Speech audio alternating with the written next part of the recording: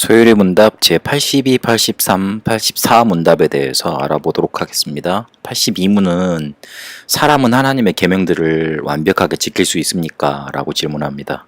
지금까지 10계명에 대해서 쭉 하나님의 주신 계명들에 대해서 이렇게 알아봤습니다. 그러면 사람이라는 게 그렇게 하나님이 주신 계명들을 완벽하게 지킬 수 있는가 묻습니다. 어떠한 사람도 타락 이래로는 금생에서 하나님의 계명들을 완벽하게 지킬 수 없고 매일 생각과 말과 행동으로 계명들을 어깁니다. 그랬습니다. 사실적으로 말을 해놨죠. 83문에는 법을 어긴 모든 죄가 똑같은 정도로 가증스럽습니까? 그러면 법을 어겼는데 어길 수밖에 없고 계속 어길 것인데 그럼 그게 가증스럽냐? 다 똑같냐? 모든 죄가 똑같냐? 어떤 죄들은 그 자체로 그리고 그 몇 가지 악화의 요인 때문에 다른 죄들보다 하나님 보시기에 더 가증스럽습니다. 그랬습니다. 실제로 뒤에 달아보겠습니다만은 사망에 이르게 하는 죄가 있고 그리고 계속해서 하는 범죄들도 있습니다. 그러니까 똑같은 정도로 가증스럽진 않겠죠. 더 가증스러운 죄가 있겠죠. 그리고 각 죄는 그러면 어떤 보응을 받습니까? 각 죄는 하나님의 진노와 저주를 금생과 또 내생에서 받습니다. 이렇게 듣고 보니까 이게 사람들 죄투성이구나. 나도 여기에 속하여 있겠구나 하는 생각을 하실지 모르겠습니다. 죄에 관해서 82, 83, 84 문답에서 다루고 있습니다. 명확한 거는 창세기 3장 이후로 모두가 타락했기 때문에 죄 지을 수밖에 없는 속에서 살아간다는 사실입니다. 전도서 2장 20절에 보니까 해 아래 모든 일이 실망스럽다 그랬고요. 요한일서 1장 8절에 보니까 죄 없다는 것은 스스로 속이는 것이고 진리 아래 있지 아니하는 것이다 그랬습니다. 갈라디아 5장 17절에 보면 육체는 성령의 소욕을 거스리고 성령은 또한 육체의 소욕을 거스려서 원하는 것을 하나도 못하게 한다. 그렇게 말을 했습니다. 하려고 하는데 안 되는 것이 인간입니다. 왜냐하면 창세기 3장 이후에 우리 앞에서 봤지만 인간은 죄 때문에 책임을 져야 하고 그리고 죄 때문에 오염이 됐다고 그랬습니다.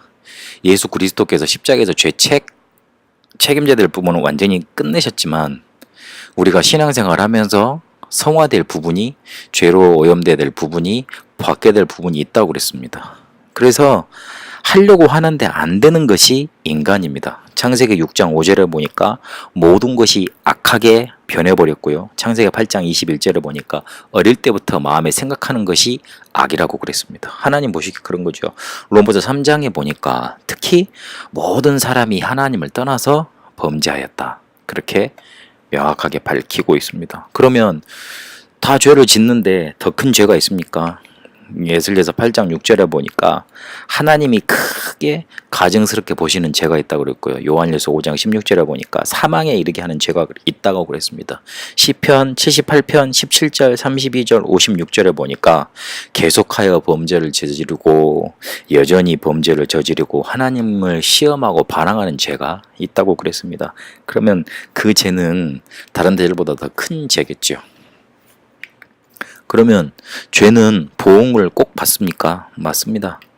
에베소서 5장 6절에 보니까 하나님의 진노가 불순종의 아들들 가운데 드리웠다 그랬고요. 갈라디아서 3장 10절에 보니까 저주 아래 있게 됐다 그렇게 말을 합니다.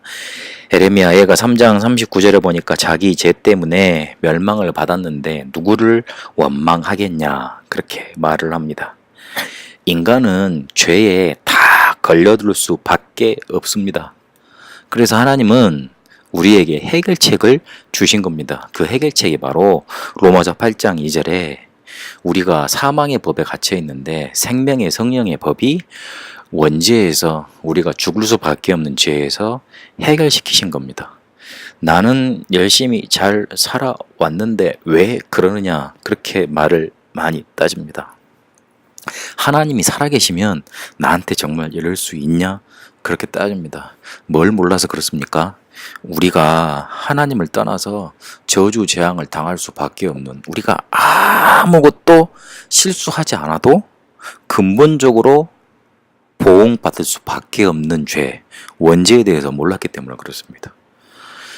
그래서 원죄는 안다고 그래서 해결되는 것도 아니거든요. 모르면 더 당하는 거고요.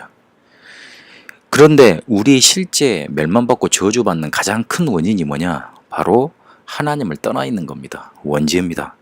그래서 그거를 하나님이 법적으로 해결시켜 주셨습니다. 예수를 그리스도로 이 땅에 보내셔서요. 요한일서 1장 9절에 자범죄는 자백하면 구원받은 자가 자백하면 용서해 주신다 그랬습니다. 그리고 누가복음 15장에 보니까 하나님이 뜻을 돌이키는 것은 단 한 가지밖에 없습니다.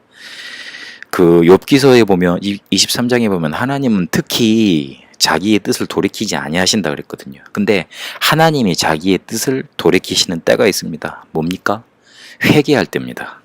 회개라는 뭡니까? 내가 잘못했으니까 이걸 자책하고 뉘우치는 게 회개입니까? 그렇지 않습니다. 성경에서 말하는 회개는, 하나님이 원하시는 회개는 가던 길에서 돌이켜서 하나님이 원하시는 길로, 하나님께로 돌아가는 겁니다. 내가 하나님을 떠나서 이 문제 속에 빠질 수밖에 없구나. 그 상태를 제대로 알고 뉘우치는 것도 중요하지만 하나님이 우리한테 주신 해결책을 잡는 걸 하나님은 원하십니다. 탕자 비유에 보면 탕자가 이제 내가 아버지께로 돌아가야 되겠다 그러잖아요. 그런데 아버지가 늘 기다리고 계셨잖아요. 그래서 돌아오자마자 씻기고 잔치를 베푸시잖아요. 하나님의 마음이 그렇습니다. 우리가 죄에서 돌이켜서 하나님께로 돌아오기를 원하십니다. 우리가 돌아갈 수 있습니까? 없습니다. 그래서 하나님이 돌아갈 수 있는 길, 그리스도를 우리에게 내어주신 겁니다. 그러면 여기서 한 가지 더 생각해 봐야 될 거, 구원받은 자가 계속 범죄하면 어떻게 되느냐? 그러면 그 사람은 보응받느냐? 분명히 그리스도 안에서 다 끝냈다 그러셨는데 어떻게 하느냐? 만약 구원받은 자에게 악한 습관이 있고 영적인 문제가 심각하면 어떻게 됩니까? 가정이 파괴될 정도로, 자기 자신이 완전히 무너질 정도로, 그리고 실제로 그 영적인 문제가 심각해서 남한테 완전한 피해를 많이 입힐 정도로 그렇게 자꾸만 범죄하고 그런 습관들이 있으면 어떡합니까? 하나님이 이걸 아시고 고치라 하지 아니하시고 사도행전 1장 8절에 성령 충만 받으라 하셨어요. 습관을 하지 말아라, 그렇게 살지 말아라, 착하게 살아라, 그렇게 말씀을 먼저 주신 게 아니고 너희는 먼저 그의 나라와 그의 의를 구하라 그러셨어요. 너희가 그거 할 수 없기 때문에 사도행전 1장 6절을 7절까지 보니까 제자들이 묻지 않습니까? 지금 그 예수님 우리나라를 회복하심이 이때입니까? 그랬거든요. 그러니까 그거는 너희 알 바 아니요, 오직 아버지께서 약속하신 것을 기다리라. 오직 성령이 너에게 임하시면 권능을 받고, 그렇게 쭉 답을 말씀해 주십니다. 우리가 있는 문제, 악한 습관 해결하려고 노력하는 거 이전에 성령 충만이 먼저입니다. 하나님은 그 방법을 주셨습니다. 그래서 그거 가지고 자기 힘으로 안 된다는 걸 인정하고, 내 힘으로 안 된다는 걸 인정하고 성령 충만 받고 그 안에서 해결받도록 길을 열어주셨습니다. 그래서 성령 충만 받으면 됩니다. 단번에 변할 수도 있지만 천천히 변하기도 합니다. 그러면서 완벽한 응답 속에 들어갑니다. 금방 빨리 변하지 않는 이유가 뭐겠습니까? 그만큼 무너져 있으니까 그러겠죠. 그만큼 그 죄 속에, 그 악한 습관 속에, 영적인 문제 속에 잡혀 있으니까 그러겠죠. 바뀝니다. 성령 충만 받으면 어느 순간에 보면 완벽한 게 축복의 자리에 가 있습니다. 그래서 조금 내가 받았는데 안 된다, 너무 그것 때문에 마음에 낙심하지 마세요. 분명히 오게 돼 있습니다. 성령 충만 받으면. 만약에 끝까지 안 받으면 어떻게 됩니까? 고린도전서 5장 5절에 보니까 육체는 사단에게 내어준다, 그렇게 되어 있습니다.